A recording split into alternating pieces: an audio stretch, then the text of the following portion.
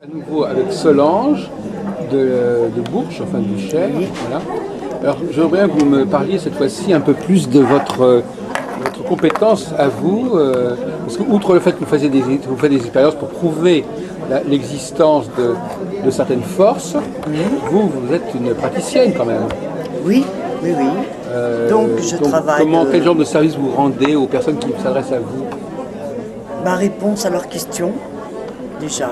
Après, soit en direct, soit prédiction, donc par flash. Ça m'arrive sur certaines personnes, ça dépend de l'énergie des gens. Et puis sinon, l'appui avec le pendule, mon pendule. Voilà. Oui. Et puis là-dessus, dans le coup, suivant les personnes où elles se trouvent, soit je fais donc par correspondance, ou alors au téléphone en ayant un rendez-vous. Parce que je n'ai pas ce qu'il faut encore, parce qu'il faut ouvrir un compte sur le net, tout ça. Non, il y a des sociétés qui peuvent vous installer. Je vous montrerai tout à l'heure. Je voudrais d'abord que vous me disiez un peu comment vous travaillez, et comment dirais-je, vous avez quoi quand quelqu'un par exemple vous téléphone, vous sortez quoi? Vous avez des supports, vous avez des flashs, vous êtes une radiesthésiste, voilà, c'est ça. Voilà, je suis pendule en support. Et donc, je prends la date de naissance, le prénom de la personne, bien sûr, pour envoyer. Vous connectez sur cette personne. Voilà, et là-dessus, après, je demande la question, bien entendu. Et après, dans le coup, je m'adresse là-haut, oui, en nommant la personne, oui. Ils savent de qui je parle. Vous appelez ça des orbes, pas des anges, je préfère le mot orbe. Oui, enfin, c'est des anges. Des anges, à l'intérieur, oui, voilà, ce sont des anges. Un orbe, en anglais, ça veut juste dire ou sphère.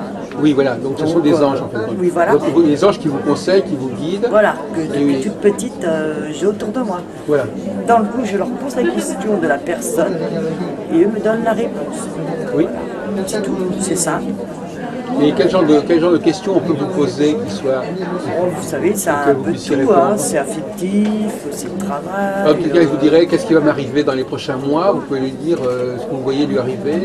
Oui, par exemple, mais en général, il faut mieux que ce soit précis. Ah oui, si c'est trop vague comme ça, si, ça peut arriver. Ça dépend de l'énergie de la personne. Il y a des personnes que dedans, on peut même lire sans contacter là-haut, comme un livre. Mais il y en a d'autres, il faut que ça soit bien précis, pour obtenir une réponse aussi bien précise. Ça dépend.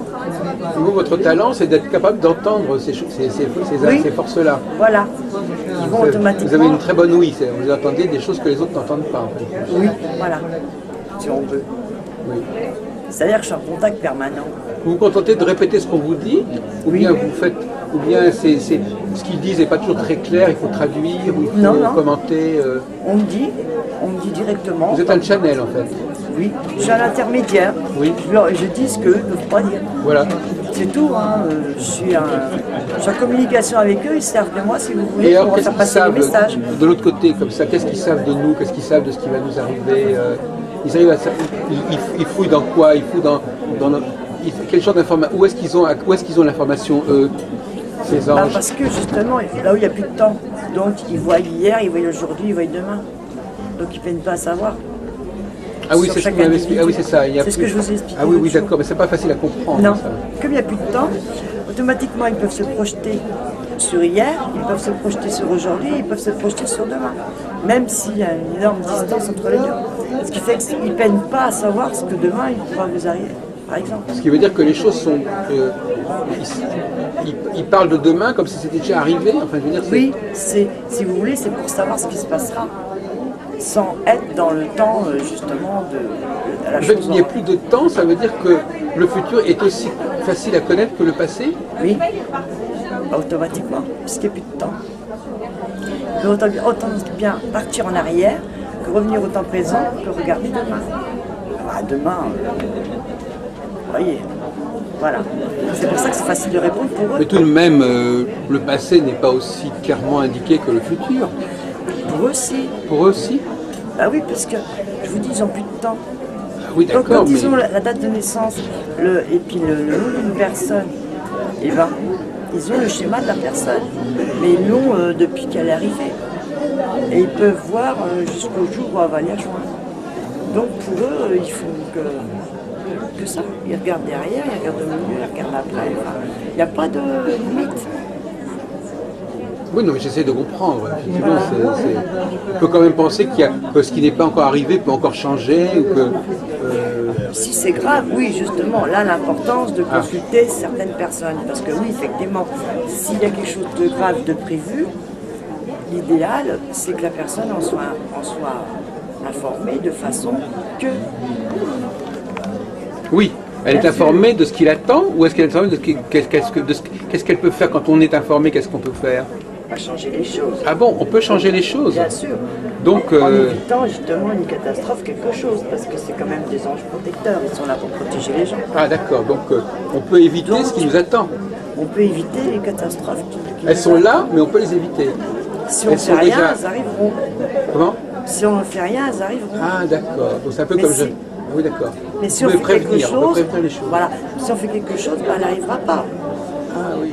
C'est là l'avantage. Donc ils ont vu un futur qui est indiqué, mais qu'on peut éviter. Certaines choses. D'accord, madame.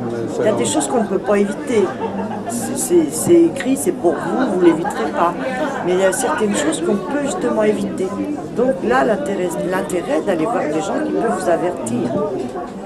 De façon à agir autrement, de façon à éviter les obstacles. Puis, vous avez déjà évité des choses aux gens? Ah oui, oui. Puis des choses pas du tout agréables. Automatiquement. Alors, cela dit, est-ce qu'on peut éviter par la prière, par des talismans, ou est-ce que c'est plutôt une vigilance? Enfin, quels sont les moyens d'éviter des choses? De changer son comportement, de changer sa façon de penser, de changer ses projets. Oui, mais c'est pas tellement l'utilisation de prières ou de rituels. Rituels, non. Prière, oui, c'est vrai qu'on est beaucoup plus protégé quand on prie. Oui. C'est clair. Ça c'est sûr, ça fait une protection. Mais par contre, pour vraiment pouvoir changer un événement, il faut donc déjà en être averti. Pour en être averti, il faut donc aller voir une personne qui est capable de vous avertir. Et après, c'est là qu'il faut tirer les ficelles de ça. Je suppose que quand certaines choses sont annoncées, vous pouvez en parler avec la personne pour voir comment elle peut arranger les choses. Bien sûr, pour intervenir. Oui. Que la personne intervienne et puis qu'elle passe à côté. Oui. Parce que c'est pas des bonnes choses. Ouais. Vous voyez? C'est plutôt les mauvaises choses qu'il faut connaître. Oui. C'est ça, vous voulez dire? Oui. Bah oui. Si par exemple, on m'avertit que telle personne faut faire attention parce qu'il risque d'avoir un accident tel jour ou autre, vous avertissez la personne, elle fera attention, elle ne l'aura pas. Vous avertissez pas la personne, elle l'aura. Vous êtes du Berry, c'est le Berry-Bourges, non? C'est pas le... Oui, c'est le Berry. Il y a toute une tradition dans le Berry, là, comme ça, on parle beaucoup de... Oh, c'est un pays qui a une très vieille pratique comme ça de sorcellerie. Oui, j'allais dire, c'est pas de la voyance. Oui, d'accord, mais en fait, je veux dire, c'est ah oui, sinon, oui. C'est très connu, oui. Ce genre d'endroit, oui, c'est vrai. Hein, c'est renommé, oui, pour sorcellerie. D'ailleurs, il y a un musée de la sorcellerie là-bas. Ah oui? Oui. Mais bon, c'est autre chose, ça.